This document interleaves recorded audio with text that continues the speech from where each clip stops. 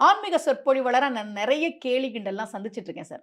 ஏன்னா நம்ம நாட்ல வந்து புரட்சியாளர்னா கடவுள் இல்லைன்னு சொன்னா, நீங்க ஆமா, புரட்சியாளர். ஆமா. கடவுள் இருக்கிறார்ன்னு சொன்னா, நம்ம தேவாரம் பேசினா, நம்மள வந்து கேலி தான் பண்ணுவாங்க. ஊர்த்துவ தாண்டவம் பத்தி ரொம்ப அசிங்கமான ஒரு கதைய எல்லாருமே சொல்றாங்க சார். என்ன சொல்றாங்க தெரியுமா?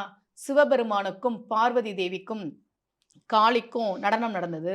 சிவபெருமான் கால தூக்கி தலையில வச்சார். உடனே பார்வதி என்னால அப்படி பண்ண முடியலன்னு வெக்கி நின்னா. இந்த ஒரு கதைய சொல்லிட்டு இருக்காங்களா சார்? இந்த சம்பவம் நடந்தது திருவாலங்காடு வட ஆரணேஸ்வரர் கோயில்ல. அந்த கோயில்லயே இப்படிதான் சார் கதை சொல்றாங்க.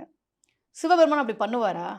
தன்னுடைய உடம்புல பார்வதி தேவிக்கு பாதி பாகத்தை கொடுத்த சிவபெருமான், கால தூக்கி தலையில வச்சுட்டு, "உன்னால அப்படி பண்ண முடியலன்னு" சிரிப்பானா?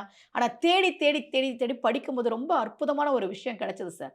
கோயம்புத்தூர் பக்கத்துல பன்னிமடைன்னு ஒரு ஊர் இருக்கு. ம். அந்த ஊர்ல இருக்கிற எல்லாரும் வந்து ஊர் பேர சொல்லவே வெட்கப்படுறாங்க. "பன்னிமடையா நீ? பன்னிமடையிலேருந்து வந்துட்டியா? பன்னிமடைக்காரனா நீ?" ஆனா அந்த ஊரோட உண்மையான பேர் என்ன தெரியுமா சார்? பன்னீர் மடை. அடடா! பன்னீர் போன்ற நீர் பாயக்கூடிய அ ஊர் அந்த ஊர். பன்னீர் மடைய பன்னிமடைன்னு ஆக்கிட்டாங்க. என் ஊரு பன்னீர் மடைன்னு எனக்கு தெரிஞ்சா தானே சார் நான் பதில் சொல்ல முடியும். கரெக்ட். எனக்கே தெரியலனா எப்படி? அப்படிதான் ஊர்த்துவ தாண்டவம் பத்தி எல்லாரும் ஏதேதோ சொல்றாங்க. நமக்கு பதில் சொல்ல தெரியல. திருப்புகழ்ல அருணகிரியார் பாடுறாரு சார். "அபின காளி தானாட" அந்த பாட்டு பாருங்க. "அதல சேடனார் ஆட, அபின காளி தானாட" என்ன சொல்றார்ன்னா, சிவபெருமானுக்கும் காளி தேவிக்கும் போட்டி நடக்குது. ஆனா, அவ தனியா ஆடல. அர்த்தநாரீஸ்வரர தான் 2 பேரும் ஆடுறாங்க. இந்த வார்த்தை சொல்லுது. அபினகாளி அப்படின்னா சேர்ந்து ஆடுறா. பின்னம்னா பிரிஞ்சிருக்கு சார். இப்போ ஒரு சிலை வந்து உடைஞ்சிருச்சுன்னா, பின்னம் ஆயிருச்சுன்னு நம்ம சொல்லுவோம். அபினகாளின்னு தெளிவுபடுத்திட்டார் அருணகிரியார். அபினகாளி தானாடனா, காளி சிவபெருமான் உடம்புலயே தான் சேர்ந்து ஆடிட்டு இருக்கா. அப்படி ஆடிட்டு இருக்கும்போது, தக்ஷன் நிலாவுக்கு, சந்திரனுக்கு சாபம் குடுக்குறான். நீ தேஞ்சு போகணும்னு.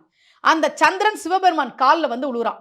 சிவபெருமானே நீங்க தான் காப்பாத்தணும். என்னுடைய மாமனார் தக்ஷன் எனக்கு சாபம் குடுத்து, நான் தேஞ்சுகிட்டே இருக்கேன். கரெக்ட்டா 3ஆம் பிறை அன்னைக்கு வந்தானாம். அந்த 3 நாள் இன்னும் கொஞ்சம் தேஞ்சா அமாவாசை. அப்ப சிவபெருமான் என்ன பண்ணாரா, நான் சாப விமோச்சனம் குடுக்குறேன். அவன் குடுத்த சாபம் இருக்கட்டும். நான் வந்து நீ வளருவன்னு சொல்லி, நான் உனக்கு சாப விமோச்சனம் குடுக்குறேன்னு, அந்த 3ஆம் பிறையா இருந்த சந்திரன் ஆடிக்கிட்டு இருக்கும்போதே, அப்படியே கால்ல தூக்கி தலையில வச்சாராம். உடன் ஆடிக்கிட்டு இருந்த காளி பார்த்தா, கால்ல விழுந்த ஒருத்தனை தலையில தூக்கி வைக்கிறியப்பா, இந்த காருண்யத்தை என்னால கூட பண்ண முடியாதுன்னு வெட்கி நின்னாளாம். ப ஒருத்தன் கால்ல வந்து உழுவுறான்டா, சரி போன்னு சொல்லாம தூக்கி தலையில வைக்கிறியே, இந்த காருண்யம் எனக்கு வருமான்னு தெரியலேன்னு தான் பார்வதி விலகி நின்னாளாம். இதுக்கு எப்படியெல்லாம் கதை சொல்லி, நமக்கு விளக்கம் சொல்ல தெரிஞ்சா தானே சார் நம்ம சொல்ல முடியும்.